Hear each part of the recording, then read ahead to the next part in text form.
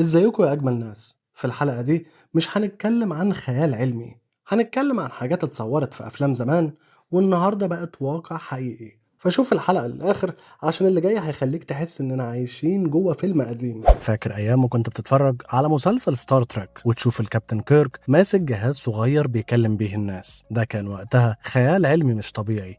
مين كان يتخيل إن جهاز صغير تقدر تكلم بيه الناس في أي مكان على الكوكب؟ ودلوقتي الهواتف الذكية بقت في كل مكان، مش بس للمكالمات لكن تقدر تعمل بيها كل حاجة، تصور، تشغل مزيكا، تدور على الإنترنت وتوصل للعالم كله من جيبك. ولو رجعنا للفيلم القديم ديك تريسي سنة 1946 هنلاقيه ماسك ساعة بيتكلم بيها وبيتابع منها المعلومات. طبعا الناس وقتها كانت بتقول إيه الخيال ده؟ دلوقتي الساعات الذكية زي الأبل ووتش بقت زي صديقك الشخصي، تقدر تعرف منها صحتك، تستقبل مكالمات وتشوف رسائل وحتى تدفع من خلالها. فساعات بجد تحس إن احنا عايشين جوه الفيلم. ولو تفتكر فيلم A Space Odyssey سنة 2001 كان في شاشة كانت مع رواد الفضاء كانوا بيستخدموها في الشغل وفي اللعب، والنهاردة التابلت بقت من الحاجات الأساسية في حياتنا، من الشغل للدراسة والترفيه. ودي حاجات كنا بنشوفها على الشاشة بقت دلوقتي أدوات عادية جدا في إيدين الأطفال في المدارس. ده غير إن احنا طول عمرنا بنشوف في الأفلام خيال علمي عن الروبوتات اللي بتفهم وتتكلم زي البشر، وفيلم بليد رانر كان أكبر مثال على كده. فكان بيعرض فكرة إن الذكاء الصناعي ممكن يكون شبه البشر تماما. النهاردة الذكاء الصناعي زي أليكسا وسيري بقى في كل بيت تقريبا، ومش بس بيفهمك لكن كمان بيرد عليك ويشغلك مزيكا، وكمان يعرفك الجو عامل إيه ويعمل لك اللي أنت عايزه تقريبا.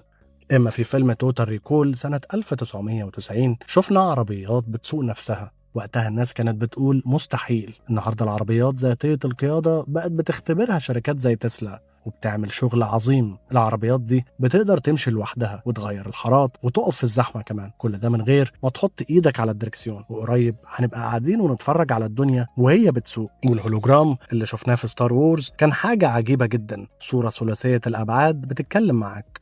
النهارده الهولوجرامات بقت بتستخدم في الحفلات والمؤتمرات. تخيل حفلة لأحد المطربين المتوفيين يظهر فيها على المسرح كصورة ثلاثية الأبعاد. دي حاجات كانت خيال بحت ودلوقتي بقت حقيقة بنشوفها في العروض الكبيرة. ولو نرجع لستار تريك فكنا بنشوف جهاز بيترجم كل اللغات فورا. النهارده عندنا حاجات زي جوجل ترانسليت وسماعات زي بيكسل بادز اللي بتترجم الكلام في الوقت الحقيقي. دلوقتي ممكن تتكلم مع اي حد من اي مكان في العالم، حتى لو مش عارف اللغة بتاعته هتلاقي السماعة بتترجم لك كل حاجة. ولو كنت بتتفرج على باك تو ذا فيوتشر الجزء الثاني بالذات كنت هتشوف تلفزيونات مسطحة وشاشات عملاقة بتغطي جدران كاملة. دلوقتي التلفزيونات المسطحة بقت في كل بيت، والشاشات الضخمة بقت جزء من حياتنا سواء في البيت أو في المولات الكبيرة.